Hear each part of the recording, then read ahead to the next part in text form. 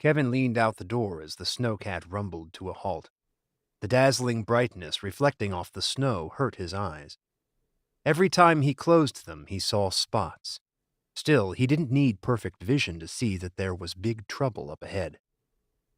"I guess the ride is over, Kevin," Willa said as she shut down the motor.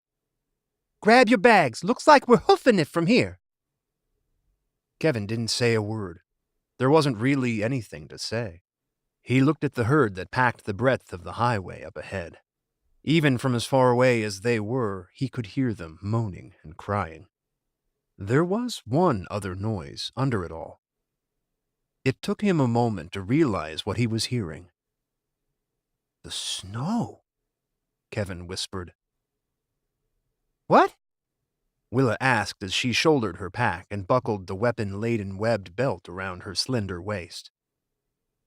For some reason, Kevin found that simple action amazingly sexy. He had to shake off the inappropriate thoughts starting to bloom involving her wearing only that belt, dripping with blades, and a few more exotic hand-to-hand items. "You can hear them walking through the snow," Kevin said with a nod towards the approaching mob. Willa tilted her head slightly and peeled back her tight-fitting knit cap. With one finger, she tucked a strand of black hair behind her ear. Kevin couldn't help but stare. "Hey," Willa said with a big smile. "You're right." She tugged the hat back down. "Not much gets past you, does it?" There were a few seconds of silence between them as Kevin struggled to banish the thoughts in his head. The only sounds carrying on the cold winter breeze came from the approaching wall of undead. He shook his head clear and focused on the situation. And Aaliyah. "The best choice for us would be to head north. The river should be that way. If we can come across a bridge at any point, I say we take the opportunity to make the move." "You lead the way." Kevin nodded in agreement. The rest of the day was spent in relative silence. It didn't seem that the herd saw them. If they did, they chose not to pursue. The zombies they did encounter were usually singles or small groups. Kevin continued to insist that they only engage the ones that took an active interest in them. "You ain't worried about bringing a bunch of them with you on our heels?" Willa asked at one point.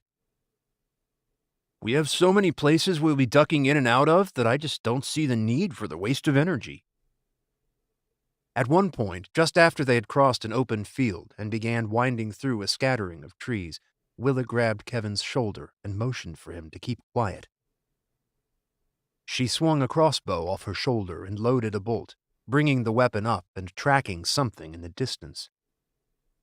He looked around for what she might be taking aim. All he saw was snow and more snow. With a thrum and a hiss, there was a puff of snow about 20 yards away.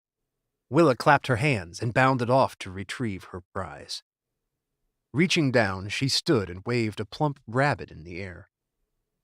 5 more times that day, the ritual was repeated. 4 of those times resulted in a dead rabbit. As it began to grow dark and the first snowflakes of the evening began to fall, Kevin spotted the shadows, indicating a scattering of residences. He veered off course, searching for the first intact home. Luck was with them, as the very first home they came to looked to have all its windows and doors. As an added bonus, the picket fence surrounding the front yard was in excellent condition.